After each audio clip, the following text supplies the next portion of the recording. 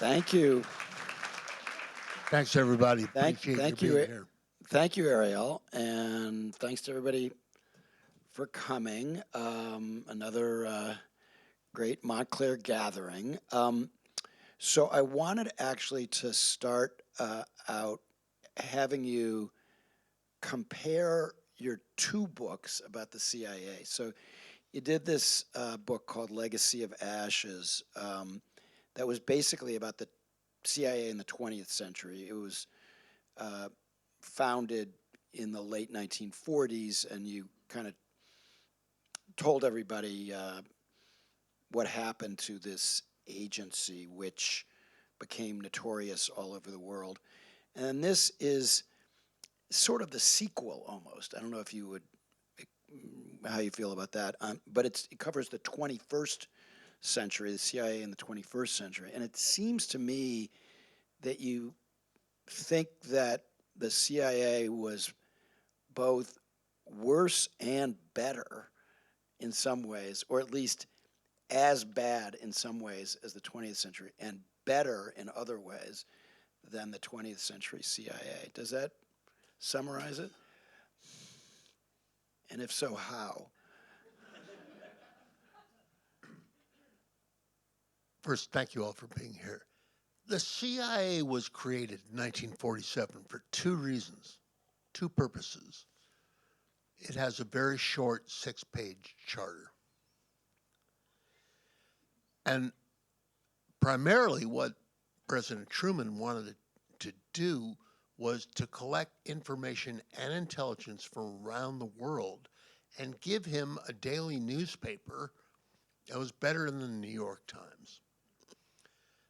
The second part of it was espionage, spying on other nations, other peoples, other tribes,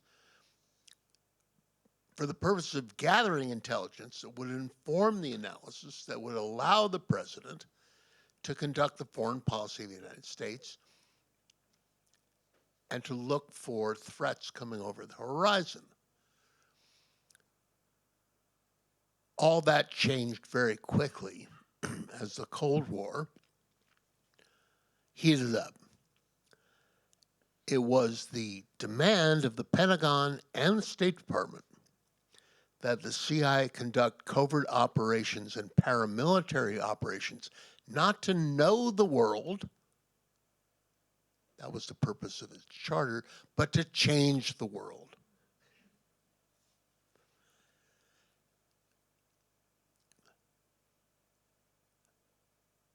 The fulcrum that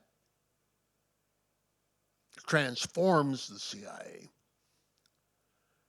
of course, is September 11th.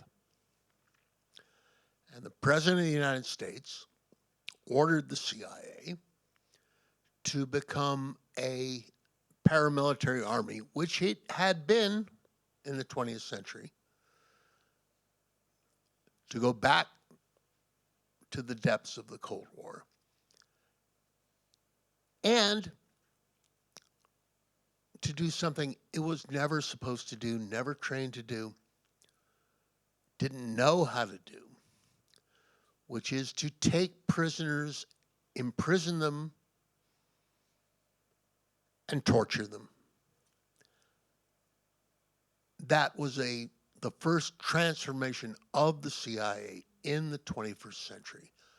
This happened because when we were attacked back then, I'm going to quote Bob Gates, former CIA director at the time, future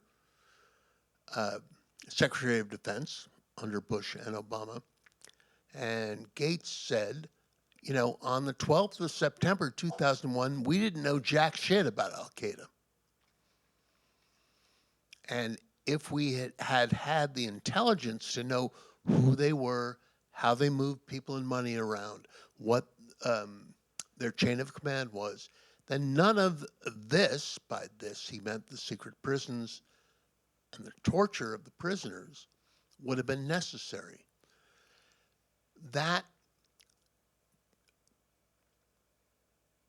terrible transformation happened for a lack of intelligence.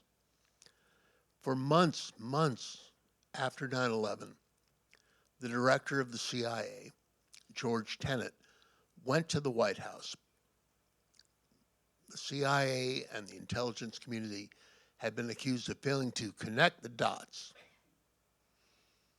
to foresee the time and place of the 9/11 attacks. So George brought all the dots into the White House. And for months and months and months after 9/11, he would show up in the Oval Office at the White House every day and present 30, 40, 50, 60 uncorroborated threats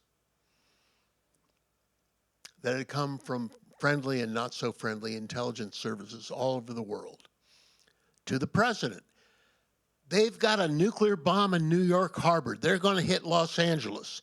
They've got chemical weapons on crop dusters that are going to kill tens of millions of Americans every day. And this drove the White House crazy.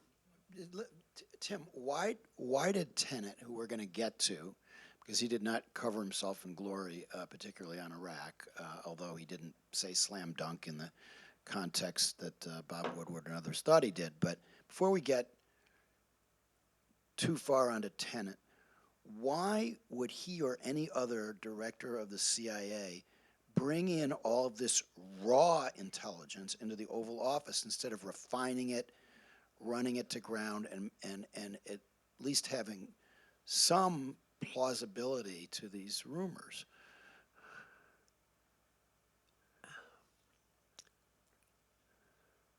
So I was in Washington, D.C. for about 6 weeks after 9/11 and then shipped out to Afghanistan. Every time your cell phone rang, it was a harbinger of disaster. The fear that gripped Washington in those days and weeks and months, the fear flowed into a toxic cocktail. Fear and secrecy and ignorance. Who are these guys? And we didn't know who they were. Not really. And so George, bless his heart, I knew George Tenet pretty well when he was on the National Security Council, and we did, I don't know, maybe a dozen different interviews together when he was the deputy director and then the director of CIA. Making George the head of the CIA would be like making me the head of General Motors. He had been promoted far above his pay grade because the CIA had been through 5 different directors in 6 years in the tumult of the 1990s. And to underscore this point, the CIA's analysts knew George had gone to every friendly and unfriendly intelligence service in the world and said, send us threat information. And there were bad actors among them who were going to scream fire in a crowded theater just to mess with the U.S. He felt that he could not miss anything. It was a terrible idea, and his top analysts said so. They knew that somewhere between 50 and 99% of the spread information was bullshit. They knew it.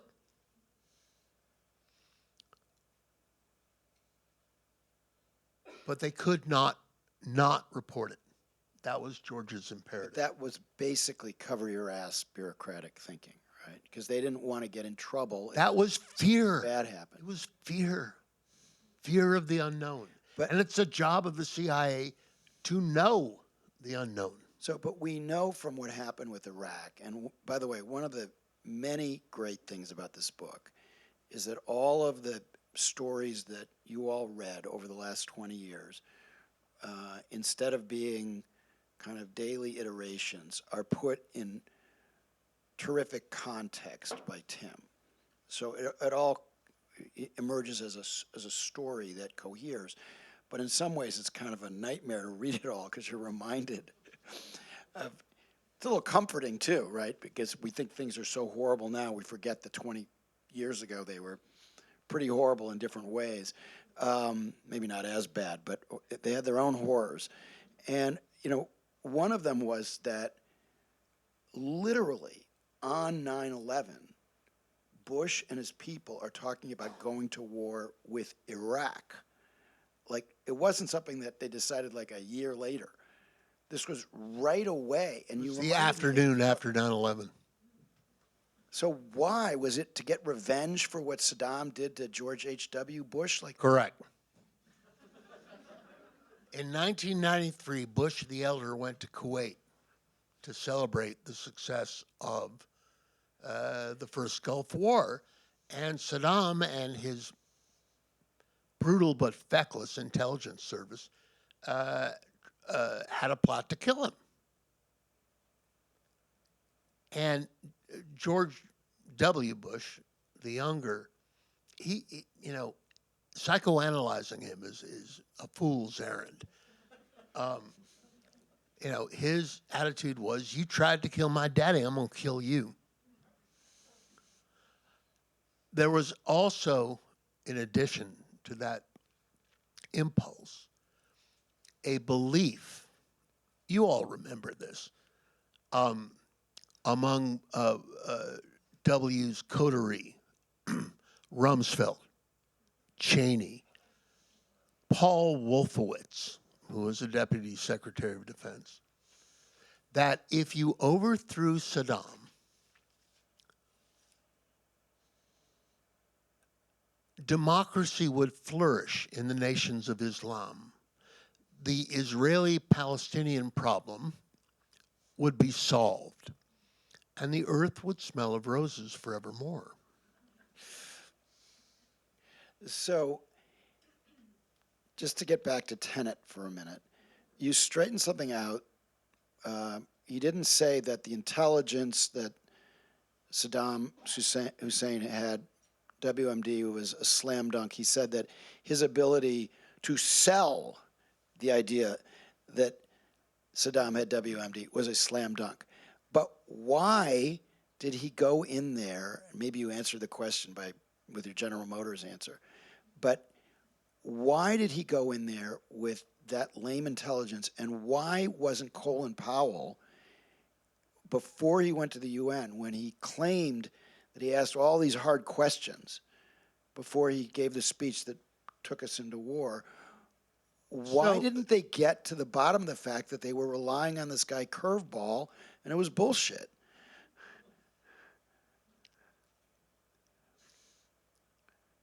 Bush turned to Colin Powell, the most respected general in American history since Dwight D. Eisenhower, and the Secretary of Defense, and said, I need you to sell the case for war. That is almost a direct quote. And here's the case.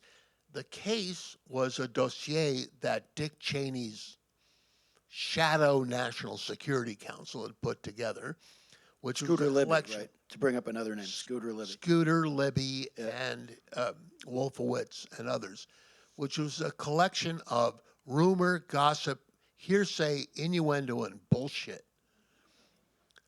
The cover of which was a mushroom cloud. Parenthetically, there were large swaths of the American press that were complicit here. Yeah, including my former newspaper. You give Judy Miller a bit of a break in your book. Okay. So, So Powell is supposed to make the case for war in front of the United Nations. You all remember this. Powell is there. George Tenet is sitting right over his shoulder. And he's saying, everything I'm about to tell you is fact, is ironclad intelligence. None of it was what he had been the previous weekend for 72 hours, kind of around the clock at CIA headquarters, putting together the case for war, and the analysts who had doubts were excluded from this meeting by George Tenet. But the analysts who were there, the top analysts, are listening to the case being made, and they know it's bullshit. But they say nothing.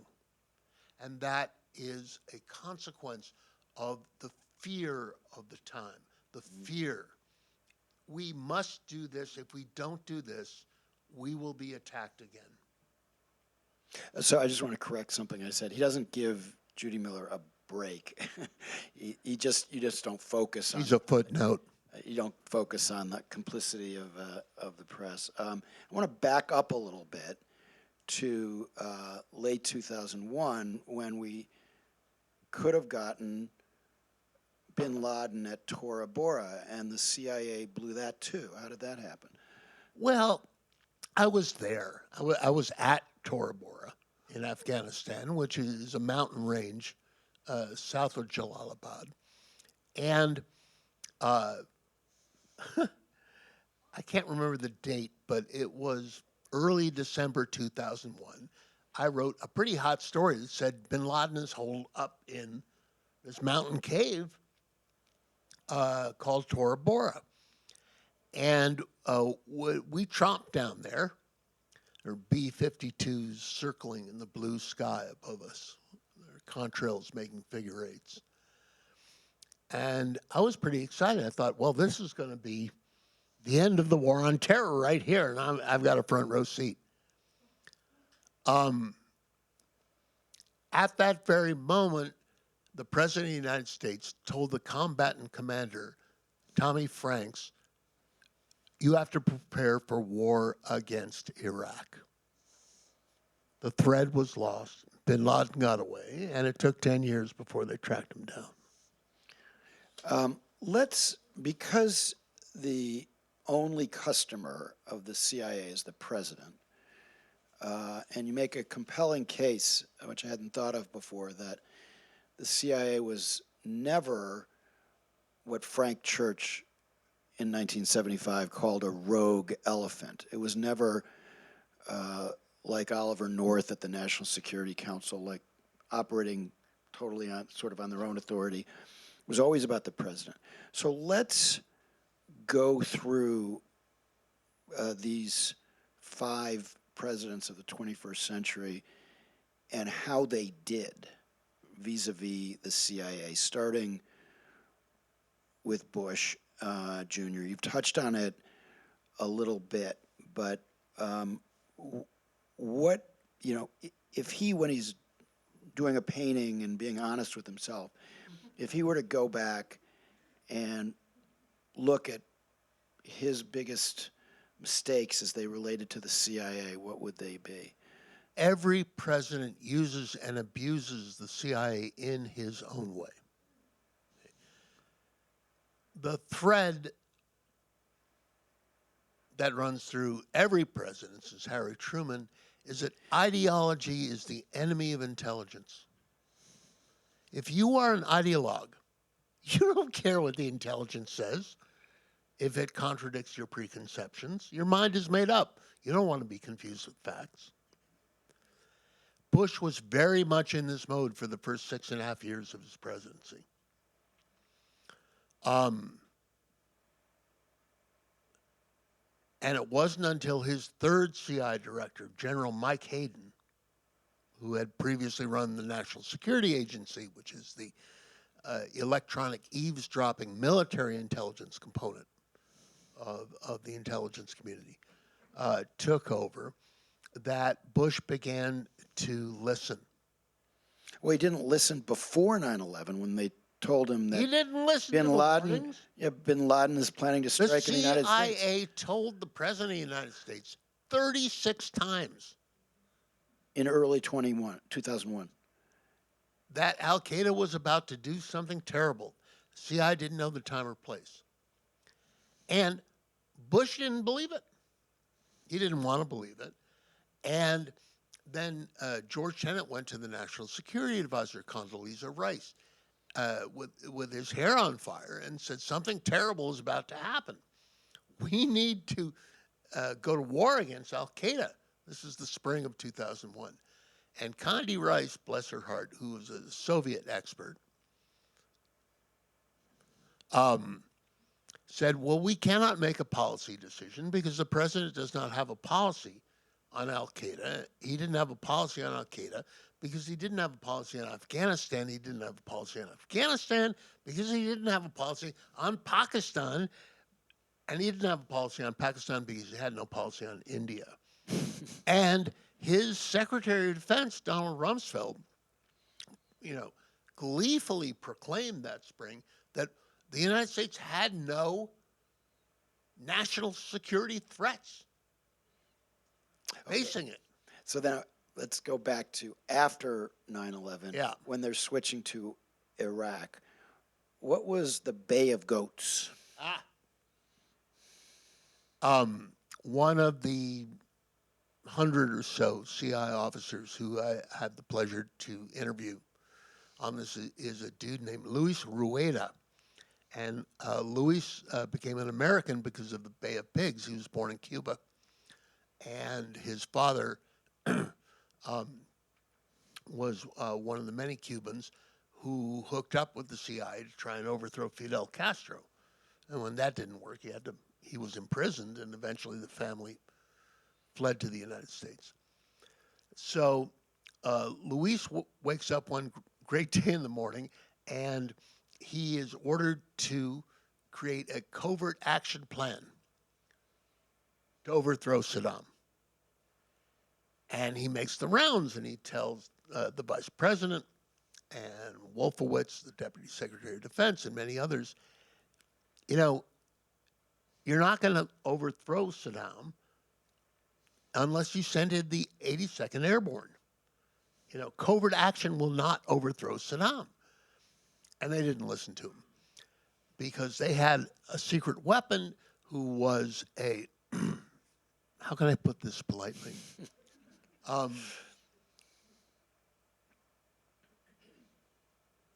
A criminal fraudster named Ahmed Chalabi, who had charmed the entire Washington establishment. And a lot of reporters. And too many reporters. I met the guy once. I wanted to take a shower afterwards. And Chalabi was going to be the new king of Iraq. And he had sold the entire neocon establishment on this. And, the CIA had issued a burn notice against this guy 5 years before. A burn notice is very rare. It's the CIA telling the entire American intelligence community, have nothing to do with this man. He is a liar and the truth is not in him. And yet this guy became the most influential ex-Iraqi. He hadn't been in Baghdad since, I think, 1959, guiding American foreign policy. And somebody said if they actually back him and they have an operation, it'll be like the Bay of Pigs, except the Bay of Goats. Right. That was the prediction, the Bay of Goats. Well, it wasn't the Bay of Goats, precisely, but it was possibly the worst foreign policy decision by an American president, the invasion of Iraq, since Lyndon Johnson sent combat troops into Vietnam in 1965. So then they start. John, the war the question starts. is, how is the CIA doing its job to educate the president about the world and to influence the foreign policy that the CIA, is supposed to execute? The entire system broke down under Bush. Broke down. And then on top of that, they started torturing people at these secret sites. So let's just put it in terms that I think a lot of people here saw the movie Zero Dark 30, which raised the question not only of was there a connection between torture and finding bin Laden, but the broader question of whether torture ever works. This is something I got on the wrong side of a little bit myself in some of my journalism. Briefly about the movie Zero Dark 30. Did you all see it? Yeah. Okay. So the CIA has and always has had a public information office. And it worked with the screenwriter and the producer of that movie to help them create a storyline that torture worked. And that torture blazed the trail to bin Laden's hideout in Abbottabad, Afghanistan. That is a lie. Well, that in particular was a lie because what was the real explanation, briefly? And then to the broader question, which you seem agnostic on, whether it ever works. Does torture ever work? Yeah. Okay, that's two big questions. The path to bin Laden's hideout in Abbottabad was blazed not through information extricated by torture, but by the remarkable fact that the CIA was, at a time when counterterrorism was swamping everything, doing old-fashioned espionage in Afghanistan and Pakistan and recruited Al-Qaeda people and made them agents of the CIA and got the information through espionage and recruitment of those people.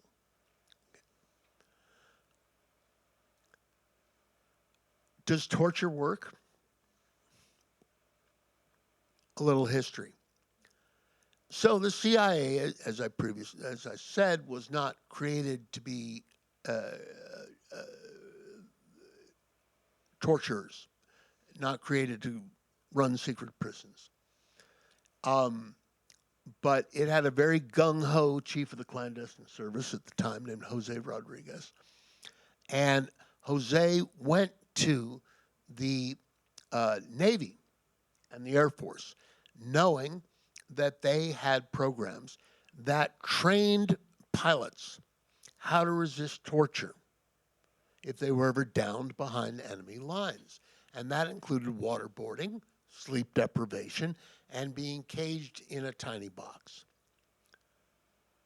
And there were people who had been through this.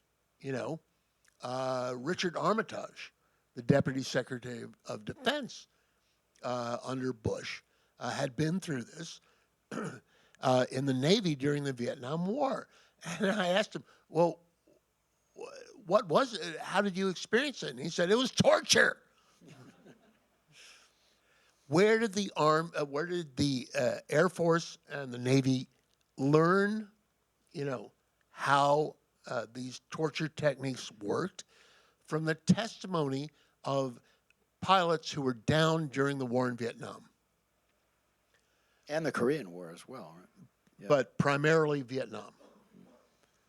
And the North Vietnamese were not torturing the downed American pilots for intelligence. They didn't know when the next bombing run was coming. They tortured them to elicit false confessions for the purpose of propaganda.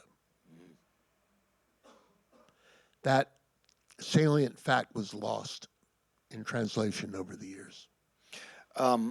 So to segue to Obama, his view was don't torture him, kill him first, right? It was better to incinerate than incarcerate. And how does that hold up as a national security priority? Kill them all, let God sort them out. The question is kill or capture. Yeah. Use drones or deal with them, as prisoners. And you can't get intelligence from a corpse. So it is not a solution. Okay. And the problem, of course, with kill 'em all, let God sort 'em out, is that you are going to kill civilians. And he did. He killed an American citizen. Many. Well, that's a different issue. But civilians in villages, in places where I've been, Afghanistan and Pakistan, and just as, happened in Vietnam, killing civilians does not endear you to the populace. It makes the war that you are prosecuting, unwinnable. And we saw that in Afghanistan, and we saw that in Iraq. So Obama's basic policy, he summarized as don't do stupid shit. And did he basically make good on that and do fewer dumb things than other presidents? Toward the middle of his second term, Obama dialed this down to next to nothing because he became convinced by people, including one of his advisors, Samantha Power, and the woman who was then the deputy director of the CIA, Avril Haines, very interesting person, that the kill them all, let God sort them out strategy was, let's put this kind of politely, counterproductive. Okay. Also, bin Laden was dead by this point, and very, immediately at the end of the Obama years, there were other threats. Yeah. There was Russia, there was China, and Obama, So was trying to swivel American intelligence against those 20th century threats. So before we get to Trump and everybody gets completely depressed, let's go to some good news, something very, very positive that the CIA did. You mentioned a couple of the women involved in management of the intelligence establishment. I was very interested that there were many important women characters in your story, and the one that I knew the least about was a woman named Paula Doyle. So tell me what she and Robert Gorelick did for this country and the world. This is a great story. Again, we have to go back to the late 20th century. A guy named A.Q. Khan, Abdul Qadir Khan, the Pakistani metallurgist, and in 1998, Pakistan exploded a nuclear weapon, the Islamic bomb. And A.Q. Khan did that. He had been working for 25 years to import the technologies you need to build a nuclear weapon into Pakistan. At that point, unseen by the CIA and the world, he flipped the switch and became an exporter instead of an importer of nuclear weapons technology. And for the next 2-3 years, immensely improved the nuclear capabilities of North Korea, Iraq, Iran, and Libya. The CIA got wind of this. And Paula Doyle, who looks like a science teacher in a Catholic grade school. She's from a little town in South Dakota. Paula Doyle and her two partners, Jim Mad Dog Lawler, and Robert Gorelick, set up a sting. And they decided they were going to capture A.Q. Khan's operation by setting up a sting, by creating a nuclear weapons technology proliferation company in Dubai. And through the intelligence they had gathered, they wove A.Q. Khan's operation into their operation. By 2001, the CIA could have become its own nuclear state. with the technologies they had acquired. And in 2003, they learned that a huge shipment of like 100 tons of nuclear weapons technology was going from AQ-Khan's base in Malaysia over to Gaddafi in Libya to the port of Tripoli, intercepted the boat, pressured Gaddafi directly. Gaddafi said, I don't want to wind up on a gallows like Saddam. I renounce my nuclear program. It's probably the stupidest thing he ever did, right? Because we wouldn't have been able to try to take him out if he had nuclear weapons. I would debate that point. But the beauty of this operation was that, again, this is 2003, the CIA, through espionage, destroyed an existential threat of weapons of mass destruction at the same time that the United States was going to war, a disastrous war, against an imaginary threat of weapons of mass destruction, which underscores my point, is that espionage is a good thing. That's why the CIA is there, not to torture or kill people, not to drone them, but to spy on them. Spying is, as everyone knows, the world's second oldest profession. So we're going to quickly. I'm going to get to questions just a second. We're going to skip over Biden, who had this terrible failure in Afghanistan with the withdrawal that hurt him a lot politically, but also this great success thanks to great intelligence in being able to predict the invasion of Ukraine. Let me speak to that before we get to Trump. And if we run over, bear with us, okay? A really monumental event happened in the spring of 2017. This was in the immediate aftermath of the Russians running probably the most successful covert operation since the Trojan horse to manipulate and monkey wrench the presidential election to defeat Hillary Clinton and elect Donald Trump. You can read all about it in the book. So a couple months after that, there was a new chief of the clandestine service, top spy at CIA, and his name is Tomas Rakusan. Tom Rakusan is Czech. His parents are Czech. He was 9 years old when Soviet tanks rolled into Czechoslovakia to crush the Prague Spring in 1968.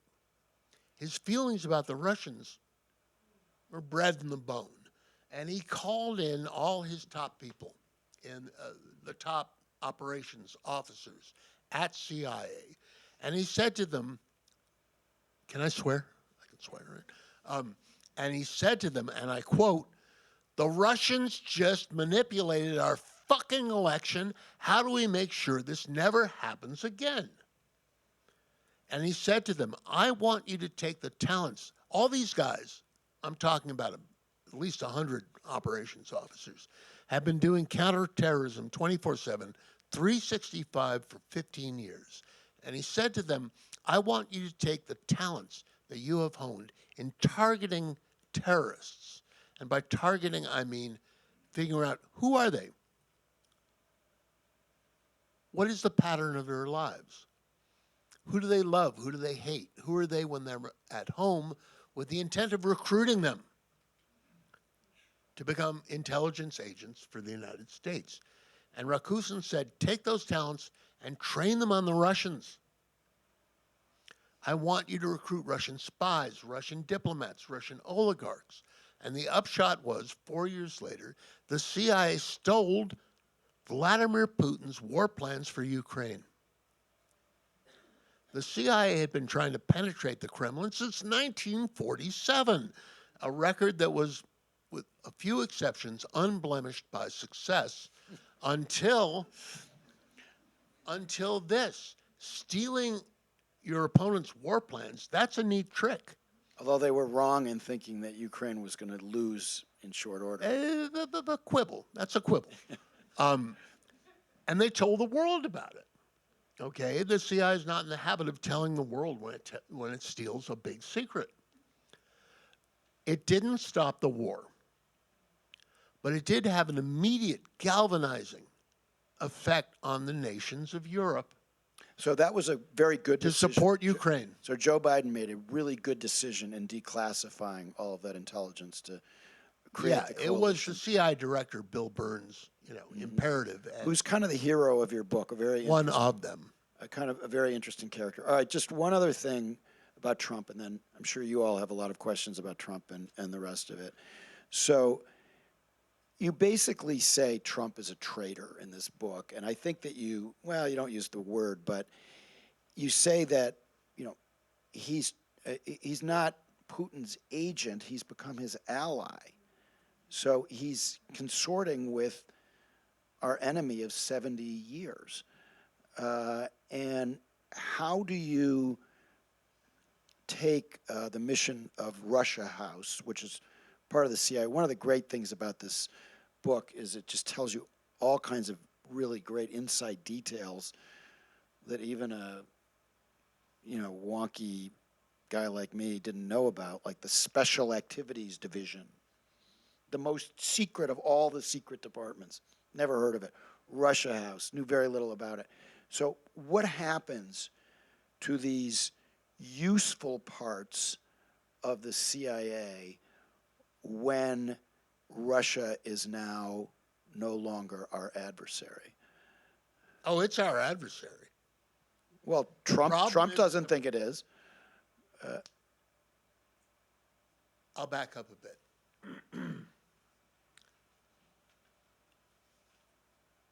I came of age when Richard Nixon was president. And as we learned in the Church Committee report, which is now 50 years almost to the day old, I encourage you to read the abridged version, which is being published this week. We learned what happens when an intelligence service is under the command of a lawless president.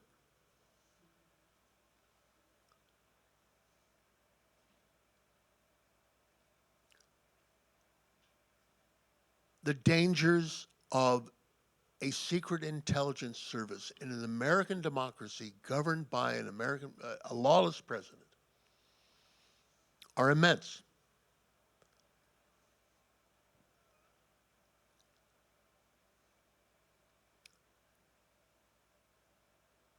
The greater danger is that the President of the United States is destroying the architectures of American national security that were created after World War II to protect the United States and its allies against, among other things, Russian imperialism.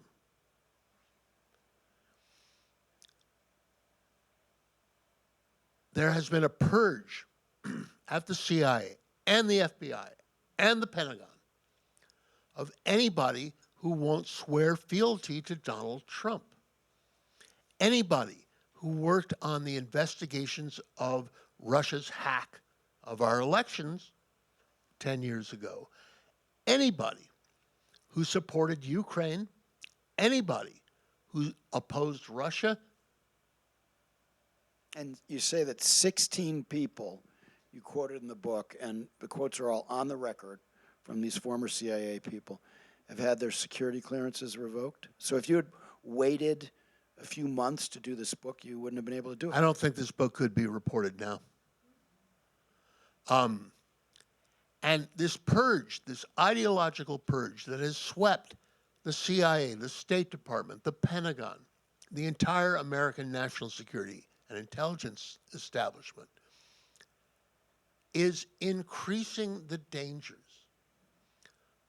of a catastrophic, systemic intelligence failure of the kind that we experienced not too long ago.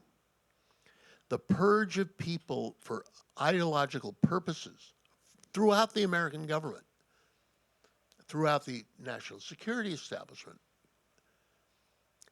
is, I don't want to quite compare the two regimes, but there's a parallel in Pol Pot's Cambodia, people were purged because they wore glasses, because they could read. And the people being purged from the diplomatic, intelligence, and national security establishment today are being purged because they see things clearly. It is, the president has set fire to the national security establishment of the United States, the deep state. Just one quick follow-up on that. Is the clandestine service disabled too, or is Trump secretly doing all these things around the world right You now? know, that the we don't know question, about? I've been trying to get to this because I have to write an afterword to this book this spring, is what is going on right now? The clandestine service is apparently capable of doing remarkable things, such as helping snatch the president of Venezuela out of his safe house, in the dead of night. What they're not doing is the most important thing that America could be doing right now in the world is working for the survival of Ukraine. Putin is at war all over Europe. Assassination, sabotage, subversion, propaganda, political warfare. If he's allowed to keep a square inch of Ukraine, he's not going to stop there. Yep. All right, well, we'll stop there. Short questions, short answers, and maybe we'll get 4 in. Eric. And I am a short man. When do you think, or would you say, Trump was compromised by the Soviet or Russians? This is a question that those of us who are interested in such matters have been grappling with for 10 years. I arrive at the conclusion that Trump likes Putin because he wants to be like Putin. Okay? That said, Trump first went to Moscow in 1987. A rich American businessman with a taste for Slavic women who wanted to build a hotel in Red Square in conjunction with the Soviet government. He was already cheating on his first wife. If the KGB did not target him at that time, they would have been guilty of criminal negligence. Oh, yeah, I just wanted to, I'll just throw out one name, Tulsi Gabbard. What is her position? Is she a threat to the country right now where she sits? Tulsi Gabbard is, by title, the Director of National Intelligence and the bureaucratic supremo of the American intelligence community. She is a crackpot, a conspiracy theorist, and has, at this point, been written out of the American intelligence community. Her shop is called the Directorate of National Intelligence. The Trump administration takes those initials to mean do not inform. Do not inform. She's a danger to herself and others, including us.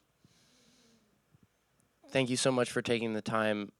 In your previous book, you wrote that a generation of Iranians grew up knowing the CIA had installed or had been largely responsible for the government that was deeply oppressive. In the current context, what does the modern evidence show about the CIA's presence in Iran, or its continuing or lack thereof in that region? To my knowledge, the CIA works through the Israelis to assassinate, subvert, and undermine the Iranian regime, and particularly their nuclear scientists. There are probably, I'm going to guesstimate this, 10 people at the CIA who would be capable of working undercover in Iran. probably fewer.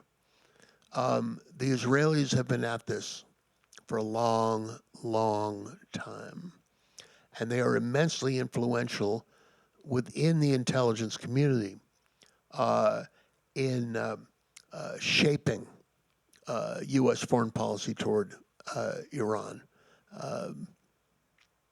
For better or for worse, probably the latter.